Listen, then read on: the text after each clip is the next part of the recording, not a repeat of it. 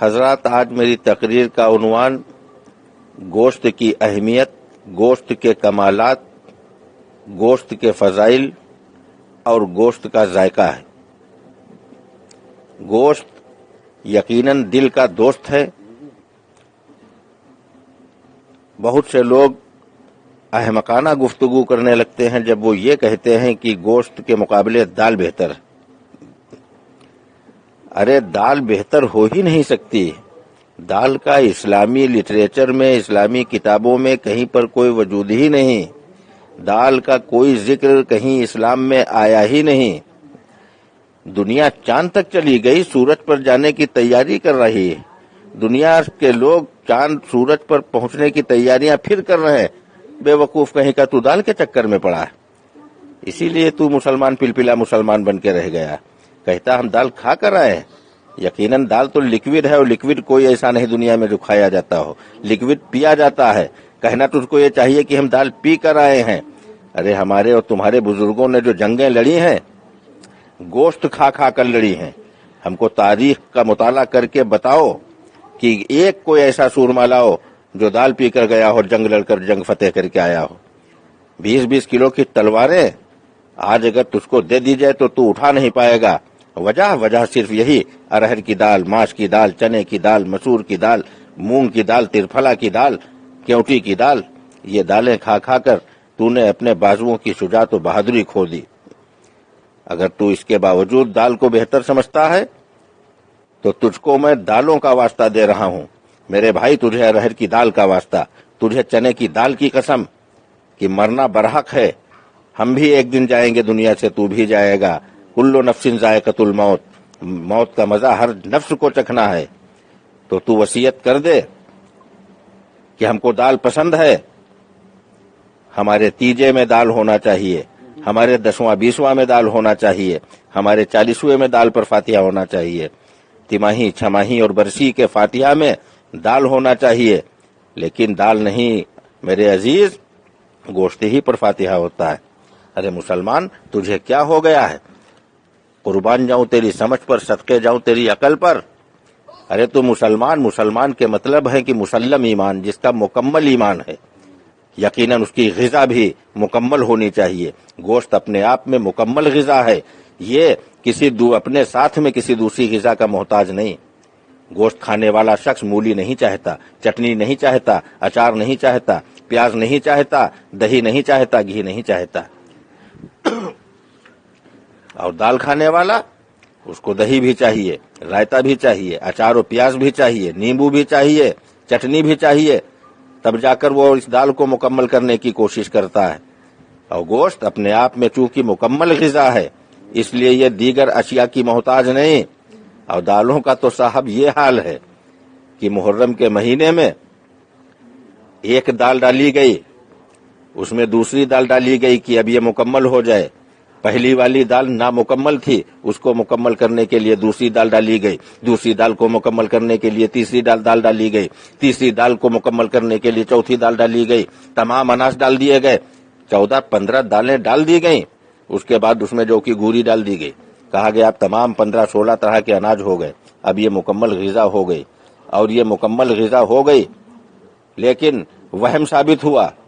مکمل کب ہوئی؟ جب اس میں بھینسے کا گوشت ڈالا گیا، تب وہ بنا کھچڑا۔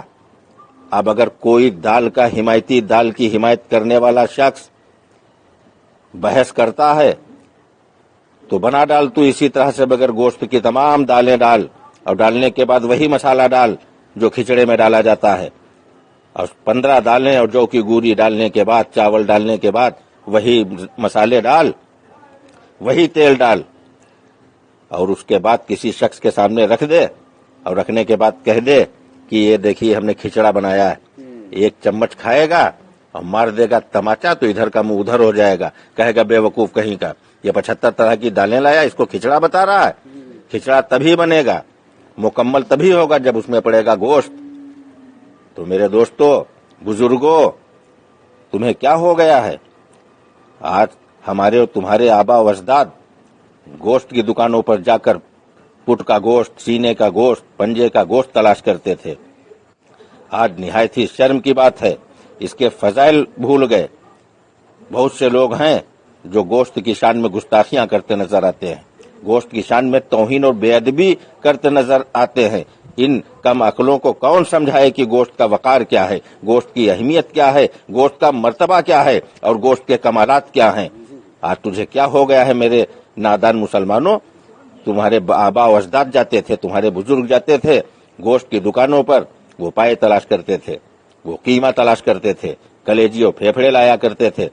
آج تو جاتا ہے 180 روپے کلو دال خریدتا ہے، تو ارہر کی دال، ارد کی دال، چنے کی دال، مونگ کی دال، مسور کی دال وغیرہ وغیرہ، ان کے چکر میں پڑ کر اپنی شجاعت کا جنازہ اپنے ہاتھوں سے نکال رہا ہے، اپنی بہادری اور ہمت کی لاش اپنے آپ بناتا نظر آ رہا ہے۔ آج تیرے اندر وہ جذبہ نہیں رہا، اب پھر کیوں روتا ہے کہ ہمارے جان و مال کا خطرہ پیدا ہو گیا؟ یہ دال کھانے والے لوگوں، ارے تم کیا اپنی حفاظت کرو گے؟ ارے تم کو مکمل غذا گوشت دی گئی۔ حضرت جنید بغدادی رحمت اللہ تعالی علیہ ولایت ملنے سے پہلے کی جب ان کی سوانح عمری پڑھو تو پڑھنے کے بعد اپنے وقت کے اتنے نامی پہلوان تھے کہ ایک بکرا بھون کر اکیلے کھا لیا کرتے تھے۔ تو کیا غذا تھی حضرت جنید کی؟ پورا بکرا گوشت کھا لیتے تھے۔ کہیں پر پڑھا کہ حضرت جنید 1.5 لیٹر یا 2 لیٹر دال پی لیتے تھے؟ کہیں دال کا ذکر نہیں، کسی صحابی کی زندگی میں دال نہیں، کوئی دال کا ذکر نہیں، تابعین کی زندگی میں دال کا ذکر نہیں، تبع تابعین کی زندگی میں دال کا ذکر نہیں۔